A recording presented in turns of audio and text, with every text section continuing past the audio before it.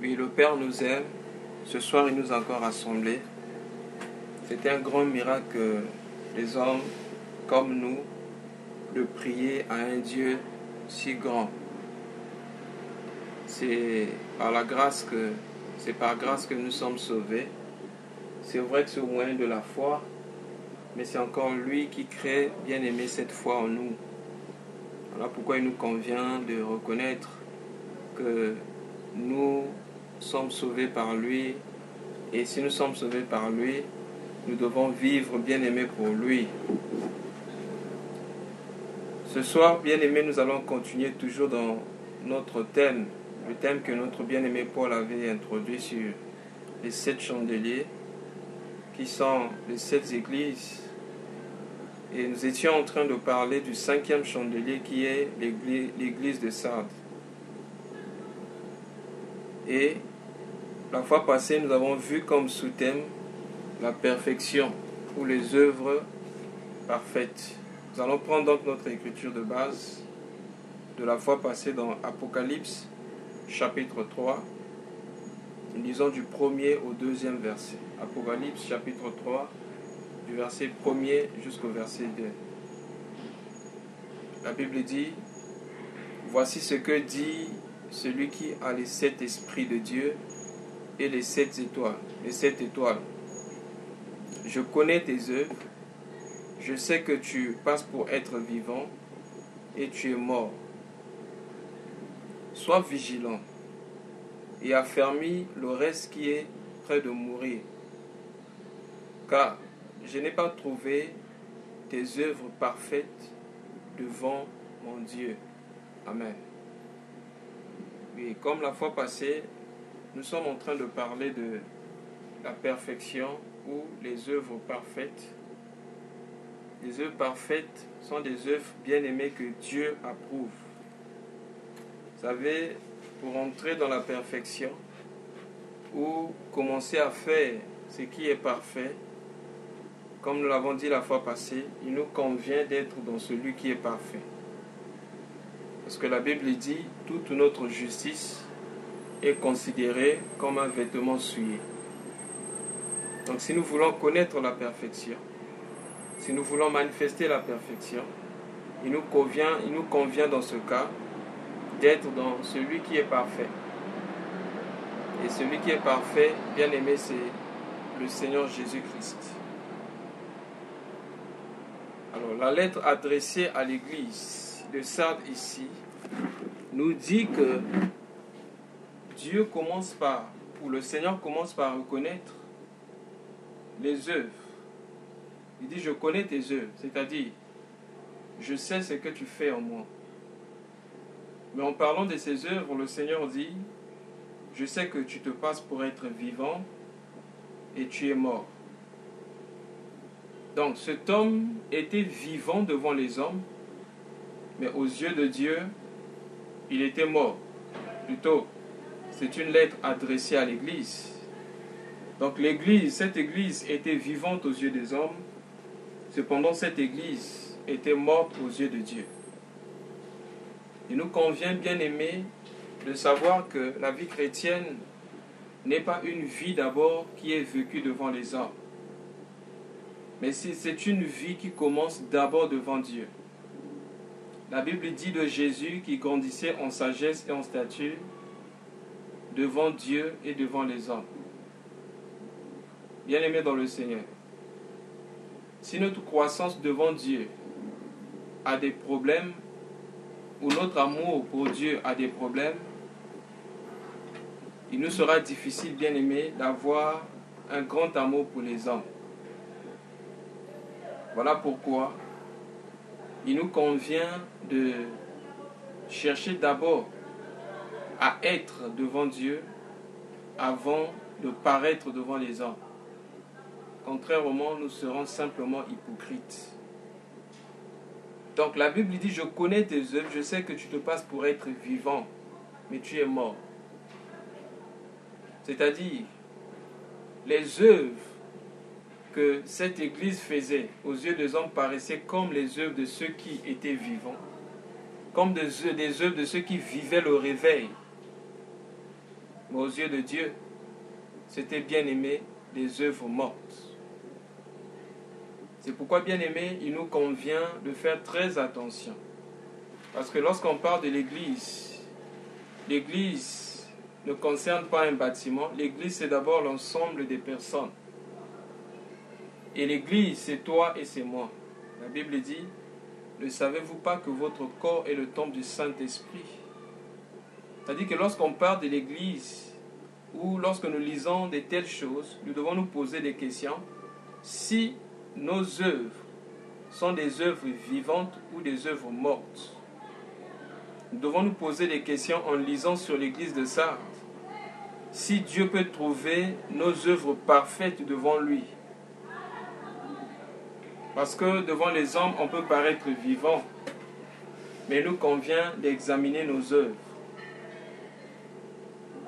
Alors, la fois passée, nous avons vu l'histoire du jeune homme riche. Et nous avons préféré le lire dans Matthieu, parce que c'est dans Matthieu qu'on parle de la perfection. Nous avons lu la fois passée dans Matthieu chapitre 19. Je vais lire juste le passage qui nous intéresse ici, le verset 21. Dans Matthieu chapitre 19, le verset 21, bon, je commence à partir du verset 20 à 21. La Bible dit, le jeune homme riche dit, j'ai observé toutes ces choses que tu mets, plutôt j'ai observé toutes ces choses, excusez-moi, j'ai observé toutes ces choses, que me manque-t-il encore? Jésus lui dit, si tu veux être parfait, vends tout ce que tu possèdes, donne-le aux pauvres, et tu auras un trésor dans le ciel, puis viens et suis-moi. Donc, le Seigneur Jésus dit ici à l'homme riche que le choix était de son côté. Il dit, si tu désires vraiment être parfait, si tu veux connaître la perfection, ce que tu dois faire, c'est d'aller vendre tout ce que tu possèdes, alors suis-moi. Avant de me suivre, il dit, il faut que tu aies un trésor dans le ciel. Et vous allez remarquer juste avant que le Seigneur lui demande de tout vendre, le Seigneur lui avait posé la question s'il mettait en pratique la loi de Moïse. Et lui, il a dit, il a obéi à cette loi. Il a pratiqué cela depuis sa jeunesse. Alors le Seigneur va lui dire, il te manque une chose. C'est vrai que tu pratiques la loi de Moïse, mais la Bible dit, la loi n'a pas emmené ses assistants à la perfection. C'est-à-dire que la loi n'a fait que montrer à l'homme qu'il était pécheur. La loi n'a pas conduit à la perfection. C'est pourquoi la grâce a intervenu. Ainsi nous lisons dans Jean chapitre 1, le verset 17, que la loi est venue par Moïse, mais la grâce et la vérité sont venues par Jésus-Christ. C'est pourquoi par la loi, il est impossible d'être justifié devant Dieu. Et que la Bible dit que nous ne pouvons pas être justifiés devant Dieu par les œuvres de la loi, mais justifiés devant Dieu, il faut bien aimer la foi. La foi en Christ. C'est pourquoi la Bible dit que nous sommes son ouvrage, ayant été créés en Jésus-Christ pour pratiquer les bonnes œuvres. Ça veut dire quoi? C'est vrai que dans la vie, il y a les œuvres à pratiquer, mais pour pratiquer ces œuvres bien aimées, d'abord expérimenter Éphésiens chapitre 2, verset 10. Car Éphésiens chapitre 2, verset 10, la Bible dit que nous sommes son ouvrage, ayant été créés en Jésus-Christ pour pratiquer les bonnes œuvres que Dieu avait préparées d'avance. C'est pourquoi, quelque part, l'apôtre Jacques qui dit « Montre-moi ta foi sans œuvre, et moi je te montrerai ma foi par des œuvres. » Et l'apôtre Jacques dit « La foi sans œuvre est morte. » Mais il faut que la foi soit manifestée par les œuvres. Pour que celui qui pratique ces œuvres soit parfait devant Dieu. Cet homme, c'est vrai qu'il a accompli ça. C'est vrai qu'il est irréprochable à l'égard des exigences de la loi, mais cet homme ne pouvait pas connaître la perfection. Et le Seigneur va lui montrer le chemin de la perfection. Et nous avons dit la fois passée, quand nous avons lu ce passage, plutôt la même histoire dans l'Évangile. Avant que le Seigneur lui dise, il te manque une chose, le Seigneur, la Bible dit là-bas, le Seigneur le regarda et l'amour de Dieu qui nous conduit, bien-aimés, à connaître la pensée ou les voies de Dieu.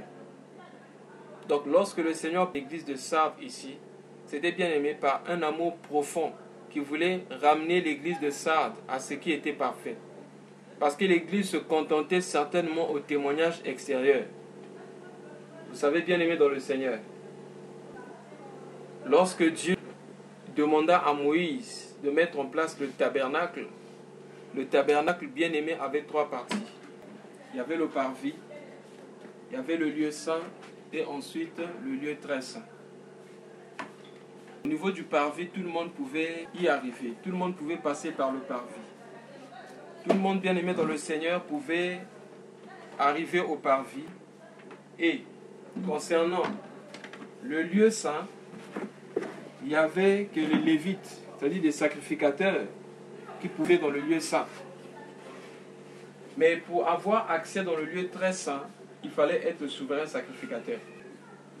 Donc seul le souverain sacrificateur avait bien aimé ce droit d'entrer dans le lieu très saint. Mais qu'est-ce que nous... L'homme aussi bien aimé a 3 parties. L'homme a un corps, et un esprit. Où se trouvait Dieu bien aimé dans le tabernacle? Dieu se trouvait dans le lieu très saint. De même, où se trouve Dieu bien-aimé en nous, où nous pouvons rencontrer Dieu, bien-aimé, c'est au niveau de notre... C'est pourquoi la Bible dit, bien-aimé dans le Seigneur, que nous adorer Dieu en esprit et en vérité. La Bible dit, car ce sont là les adorateurs que le Père, dans Jean chapitre 4, du verset 23 au verset 24, la Bible dit, car Dieu est esprit, il faut que ceux qui l'adorent, l'adorent en esprit et en vérité. Donc Dieu se trouve bien-aimé ou au niveau de l'esprit. La vraie adoration, ce n'est pas au niveau du corps, ni au niveau de l'âme, mais au niveau de l'esprit. Mais malheureusement aujourd'hui, dans cette église de ce temps de la fin, les hommes mettent plus l'accent bien-aimé sur ce qui est externe, c'est-à-dire au niveau du corps. On reconnaît bien-aimé les serviteurs par leur accoutrement. Aimé dans le Seigneur. Faisons très attention. La divinité n'a d'abord rien à voir avec l'accoutrement. C'est vrai que lorsqu'on a Dieu en nous, bien aimé, nous devons vivre une vie pieuse et même démontrer notre sainteté dans notre façon de nous habiller. Mais souvent on dit, comme on dit, bien aimé, l'habit ne fait pas le moine. Le plus important, bien aimé, c'est d'abord le cœur qui est transformé. Car les pharisiens, bien aimés, faisaient plus attention à ce qui était externe. Mais le Seigneur les appelait les tombeaux blanchis. C'est des gens qui embellissaient l'extérieur, mais au-dedans d'eux, c'était la pourriture. Et bien aimé, ça peut être aussi le cas de cette église de Sardes. Leurs œuvres n'étaient pas parfaites devant Dieu. Mais eux, ils se contentaient de ce qui était externe. Bien aimé, sommes-nous plus concentrés sur notre témoignage externe ou bien aimé, notre vie, la vie que nous passons, bien aimé, notre vie que nous vivons dans le secret, ou bien aimé devant Dieu, où personne ne peut nous voir, où personne ne sait ce que nous faisons. Bien aimé, c'est là-bas qu'il faut commencer à soigner.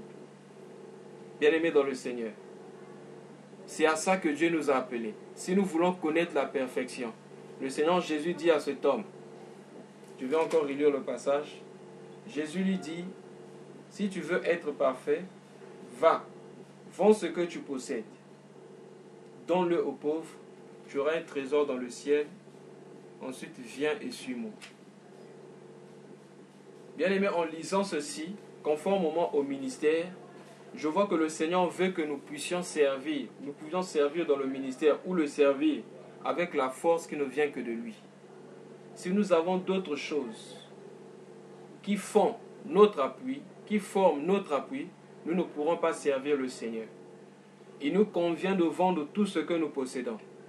Qu'est-ce que nous possédons? Si, bien aimé, la sagesse des hommes, l'intellect, notre niveau social peut être considéré comme, bien aimé, un appui pour le ministère, il nous convient de le vendre.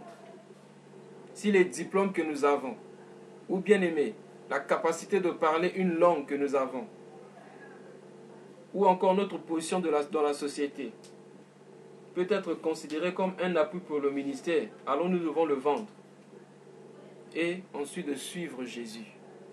Quand le Seigneur Jésus était en train de demander au jeune homme riche de tout vendre pour avoir un trésor dans le ciel, le Seigneur voulait lui dire, si tu veux connaître la perfection, tu dois cesser d'avoir un trésor sur la terre. Plusieurs hommes de Dieu, plusieurs serviteurs, plusieurs de ceux qui s'appellent fils et filles de Dieu ne peuvent pas connaître la perfection de dans ce qu'ils font. Tout simplement parce qu'ils ont encore un trésor sur la terre. Mais pour être parfait, notre trésor doit être céleste. C'est-à-dire, notre appui, ce qui fait le fondement de notre vie, doit être céleste et non terrestre. L'apôtre Paul, parlant de la construction, nous a présenté 2 types de matériaux. Il a parlé des matériaux qui sont facilement détruisables par le feu et des matériaux bien-aimés qui résistent au passage du feu. Nous sommes dans le livre de 1 Corinthiens, chapitre 3. Nous allons lire à partir du verset 11 et nous allons lire jusqu'au verset 16. La Bible dit ceci. Car, je suis dans 1 Corinthiens 3, du verset 11 à 16. Car, personne ne peut poser un autre fondement que celui qui a été posé, savoir Jésus-Christ. Or, si quelqu'un bâtit sur ce fondement avec de l'or, de l'argent et des pierres précieuses, du bois, du foin, du chaume, l'œuvre de chacun sera manifestée, car le jour la fera connaître, parce qu'elle se révélera dans le feu, et le feu éprouvera ce qu'est l'œuvre de chacun. Si l'œuvre bâtie par quelqu'un sur le fondement subsiste, il recevra une récompense. Si l'œuvre de quelqu'un est consumée par le feu, il perdra sa récompense. Pour lui, il sera sauvé, mais comme au travers du feu. Verset 16. Ne savez-vous pas que vous êtes le temple de Dieu et que l'Esprit de Dieu habite en vous? Bien-aimés, qu'est-ce que nous remarquons ici? La Bible dit, je vais encore relire le verset 13, l'œuvre de chacun sera manifestée, car le jour la fera connaître, parce qu'elle se révélera dans le feu, et que le feu éprouvera ce qu'est l'œuvre de chacun. Excusez-moi. Le feu va éprouver, bien aimé, ce qu'est l'œuvre de chacun. Alors, ici, nous pouvons présenter ces 2 matériaux comme les œuvres parfaites et les œuvres imparfaites. C'est-à-dire les œuvres que Dieu approuve et les œuvres bien-aimées que Dieu n'approuve pas. Bien-aimés, ce que Dieu approuve, c'est ce qui peut résister au feu. C'est-à-dire des matériaux bien-aimés qui résistent au passage du feu. On parle de l'or, de l'argent et de la pierre. Ça sont des matériaux qui peuvent résister au passage du feu. Mais le bois, le foin et le chaume ne peuvent pas résister, bien aimés, au passage du feu. Posons-nous la question. Sommes-nous en train de bâtir en utilisant des matériaux durables ou des matériaux bien aimés qui peuvent être détruits au passage du feu?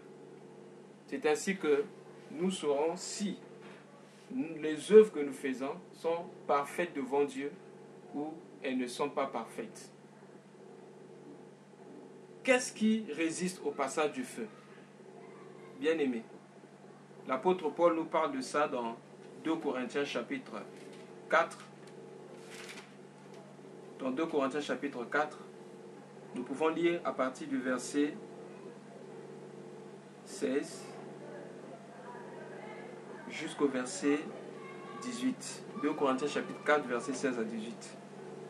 La Bible dit ceci. C'est pourquoi nous ne perdons pas courage. Et lorsque même que notre homme extérieur se détruit, notre homme intérieur se renouvelle de jour en jour. Car nos légères afflictions du moment présent produisent pour nous, au-delà de toute mesure, un poids éternel de gloire. Voilà le secret au verset 18.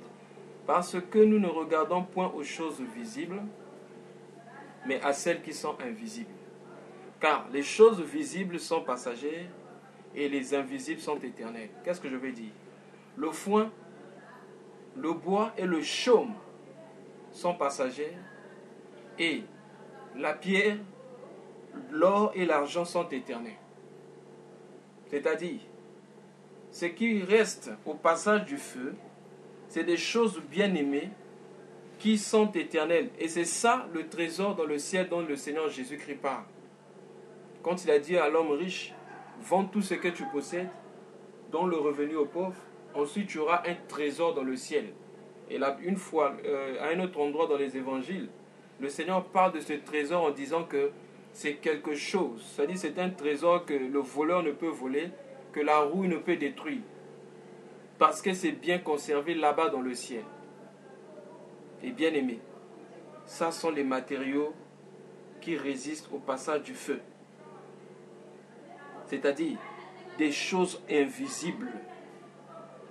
Des choses invisibles, c'est-à-dire des choses que l'homme naturel ne peut pas voir. C'est-à-dire, c'est la vie de celui qui vit d'abord Dieu. C'est dans la vie bien-aimée, c'est la vie de celui qui fait attention d'abord de sa vie devant Dieu. C'est la vie de celui qui considère d'abord l'opinion de Dieu avant de voir ce que l'homme peut penser de lui. Quand on lit bien-aimé la biographie des hommes, vous allez remarquer, c'est des hommes qui faisaient plus attention à l'opinion de Dieu qu'aux opinions des hommes.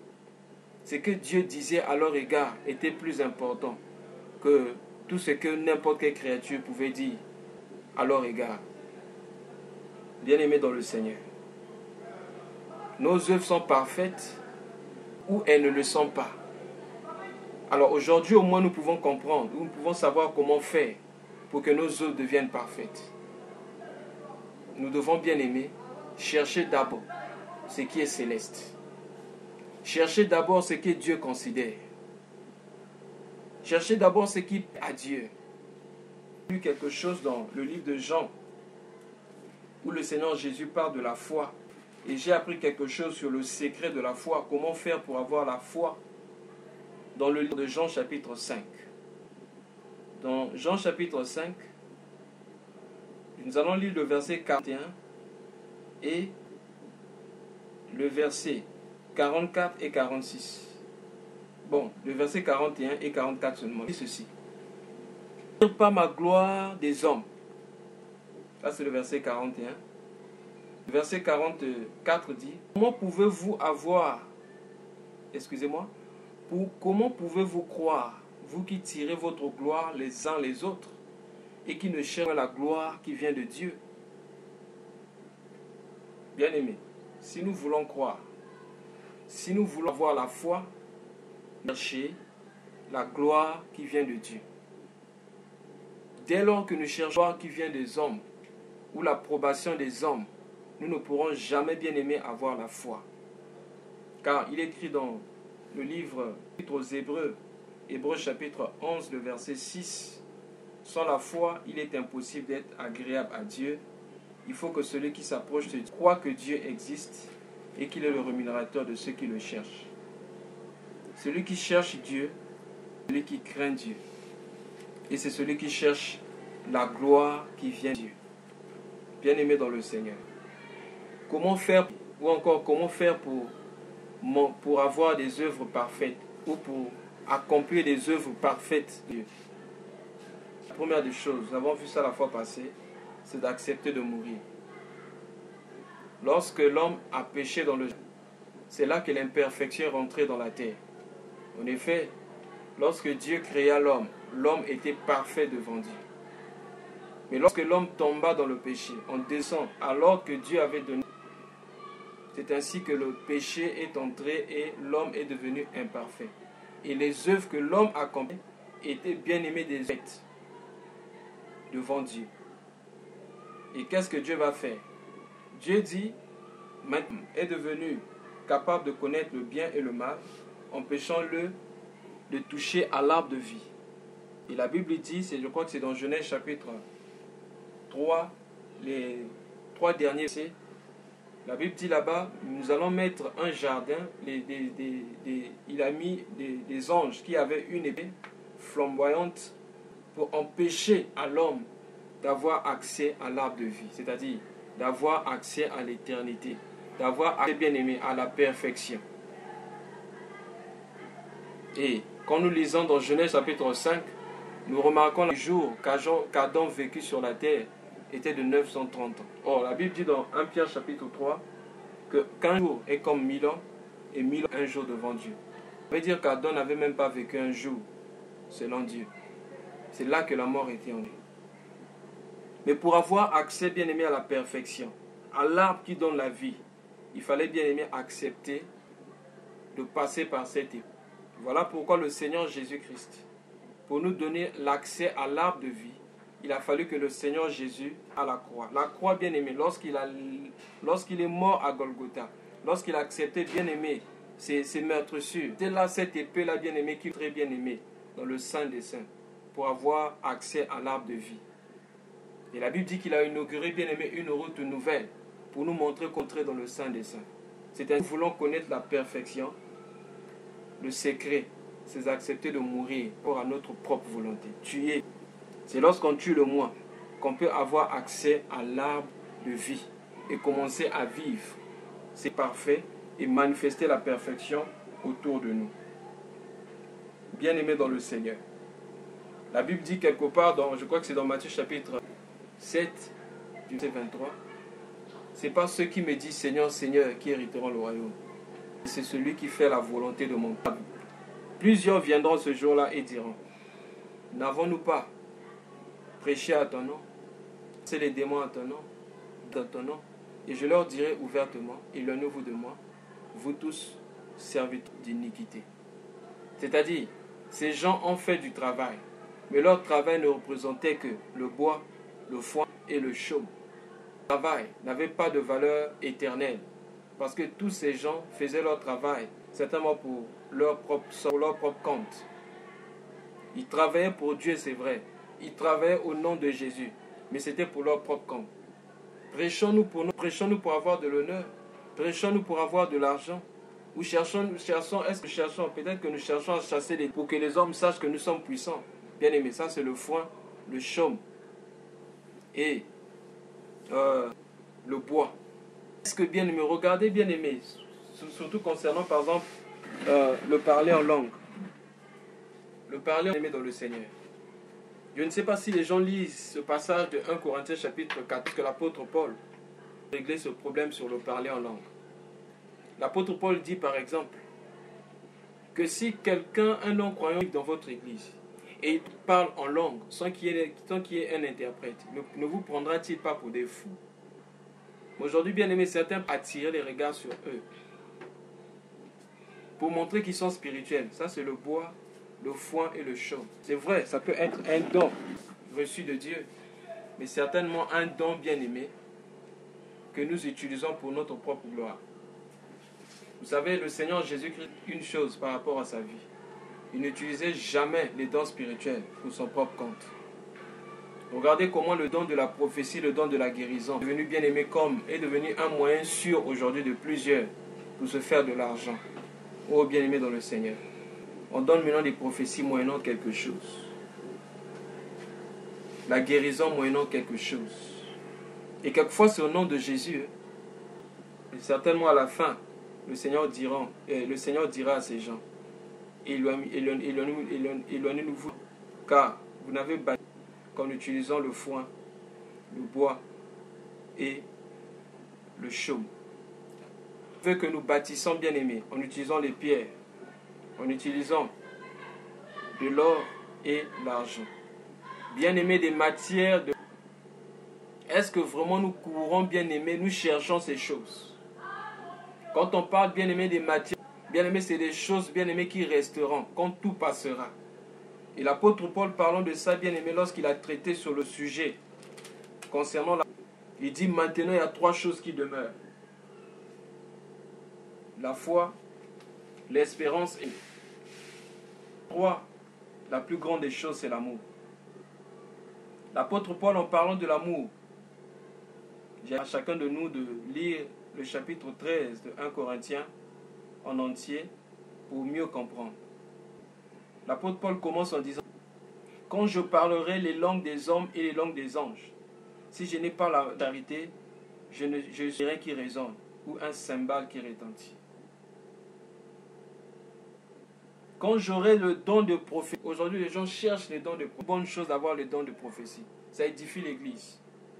Mais si je n'ai pas l'amour, si on n'utilise pas le don de prophétie pour étant inspiré par l'amour, bien aimé, la Bible dit, même la science de tous les mystères, connaître le mystère de Dieu, le mystère de expliquer la Bible, expliquer l'Ancien et le Nouveau Testament. Si je n'ai pas l'amour, il dit, si j'ai même la foi de transporter les montagnes, la foi de ressusciter les morts, si je n'ai pas l'amour, je ne suis rien. Je vais paraphraser. Quand j'aurai parler les langues des hommes et des anges, si je n'ai pas l'amour, mes œuvres ne sont pas parfaites devant Dieu. Je vais lire le verset 8. La charité ne périt jamais. Les prophéties prendront fin. Les langues cesseront. La connaissance disparaîtra. Verset 9. Car nous connaissons en partie et nous prophétisons en partie. Mais quand ce qui est partiel disparaîtra. Bien-aimé dans le Seigneur.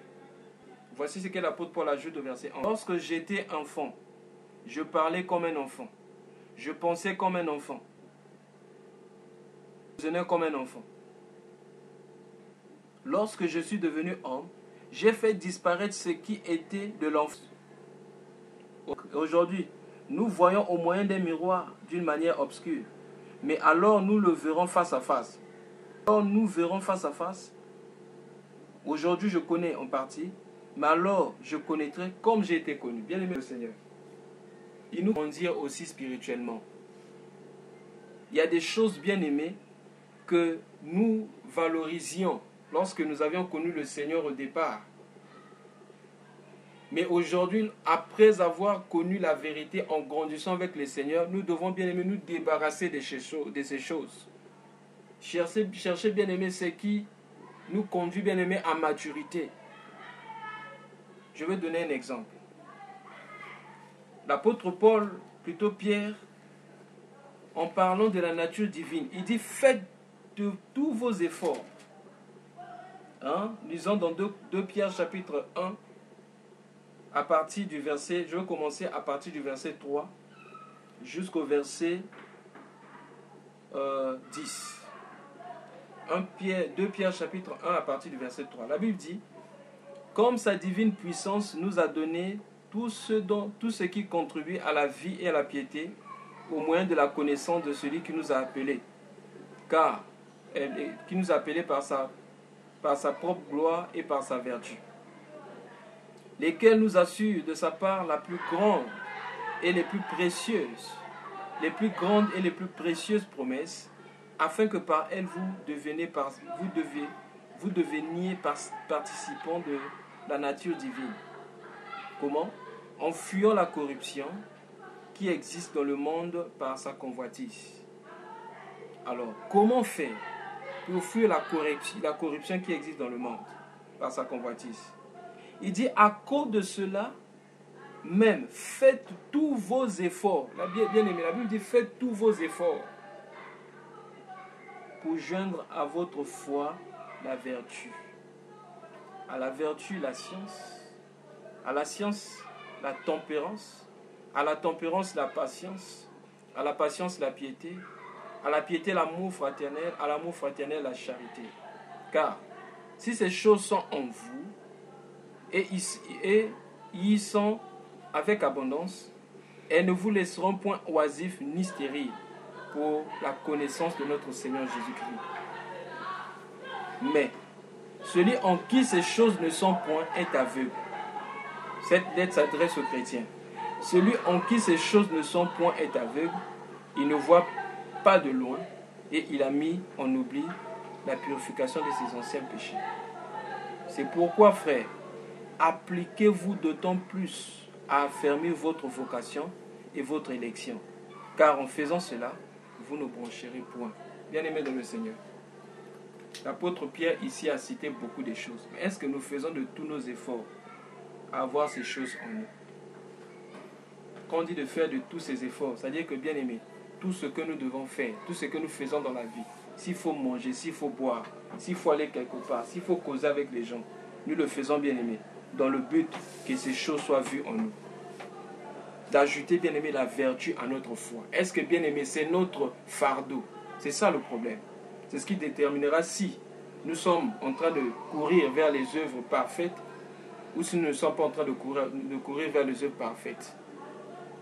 Bien-aimé dans le Seigneur, le Père nous a appelés à manifester ces choses. Le Père nous a appelés à manifester sa nature divine, bien-aimé, dans ce monde. La Bible dit, le monde attend avec ardent, le monde attend la manifestation des fils de Dieu.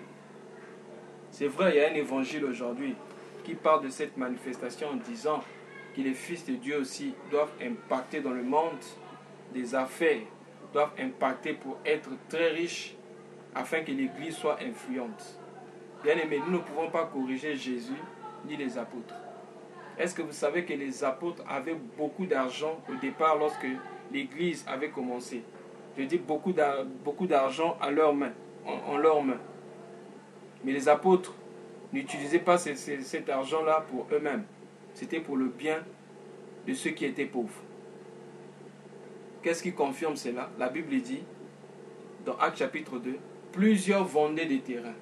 Et ils vendaient des terrains et leurs propriétés, ils venaient tout déposer aux pieds des apôtres.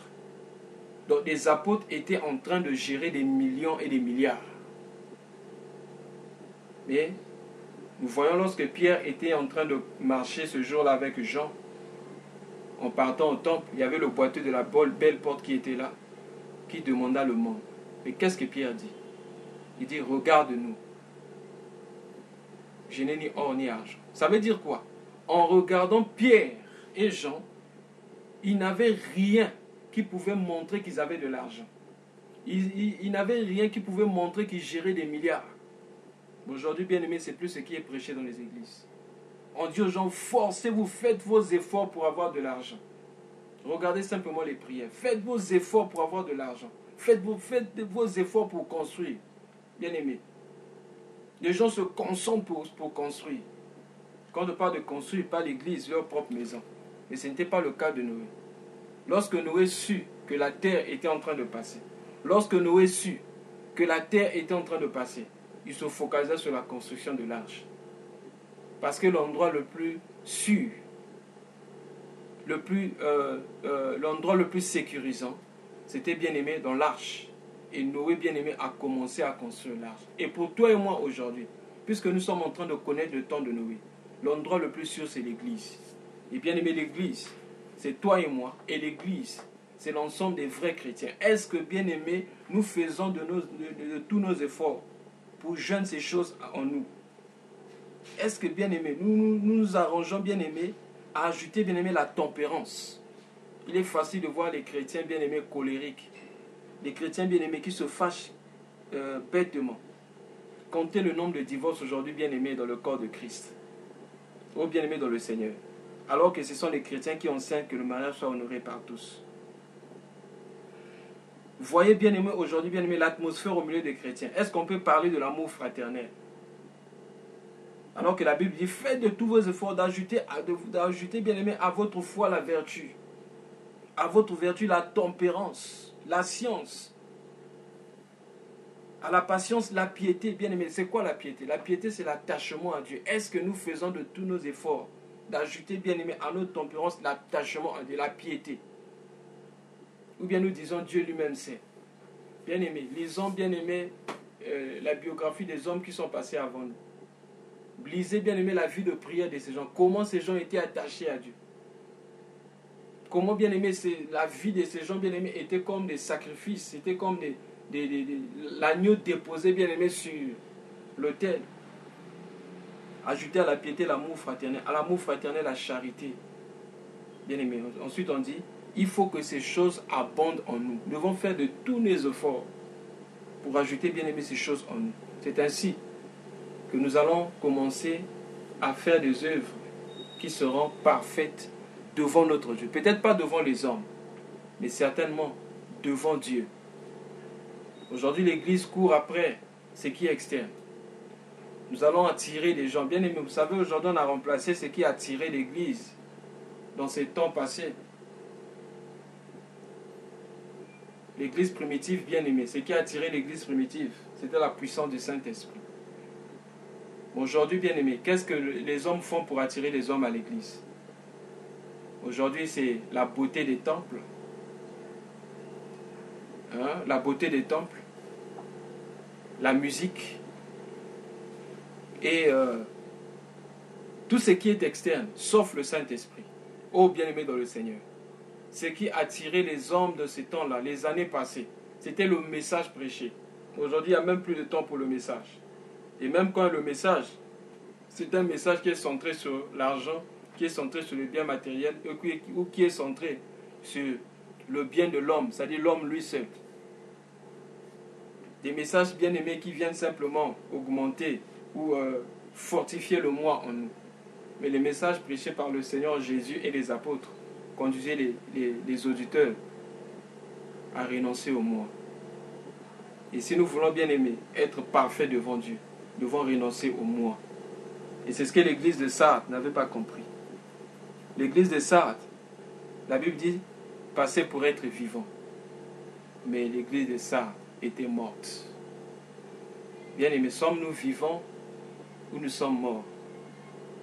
Que cherchons-nous? Courons-nous après ce qui est charnel? Courons-nous après la construction de l'église de Dieu, ou nous sommes plus focalisés sur la construction de nous-mêmes, de ce qui est à nous? Bien aimés dans le Seigneur, ne faisons pas l'erreur qu'avait commise Salomon. Salomon avait pris 7 ans pour construire la maison de Dieu et 13 ans pour bâtir sa propre maison. Alors par là nous pouvons comprendre quelle était la maison qui avait plus de l'importance à ses yeux. Certainement sa propre maison. Bien aimé, on reconnaît ce qui a de l'importance dans nos yeux par notre considération et les heures que nous passons avec la chose.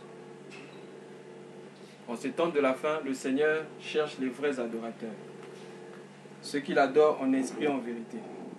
Et ce sont ceux-là qui pourront, bien aimer, accomplir les œuvres parfaites. Ce n'est pas mauvais de prêcher comme je viens de prêcher. Ce n'est pas mauvais de prier. Mais si nous voulons que cela soit reçu de Dieu, il faut que ces choses soient faites en Christ. Or, Christ, bien aimé, ça sera en vain. L'une des caractéristiques de l'Église des temps de la fin, la fausse Église, le Seigneur Jésus a dit, je crois que c'est dans 2 Timothée chapitre 3, le verset 5, le Seigneur Jésus a dit, ils auront à l'extérieur la forme de la religiosité, une forme de piété, mais régnant ce qui en fait sa force. Et ce sont les messages prêchés aujourd'hui, des messages bien-aimés, qui étouffent carrément la grâce, des messages bien-aimés qui élèvent les œuvres des hommes, qui élèvent bien-aimés l'effort que l'homme peut fournir. Je ne suis pas contre les efforts, nous avons besoin de discipline, nous avons besoin de prier et de jeûner. Mais si ce n'est pas par l'esprit, bien-aimé, ça c'est la pénitence. Et bien-aimé dans le Seigneur, cela ne pourra pas être reçu de Dieu. Tout ce que nous faisons sans Christ, nous le faisons en vain. Car il a dit, sans moi, vous ne pouvez rien faire. On aura comme l'impression de faire quelque chose. Mais sans lui, nous ne pourrons rien faire. Que le Seigneur nous aide. Que le Seigneur nous bénisse tous et qui nous conduisent dans ses voies pour connaître la vraie perfection. Amen.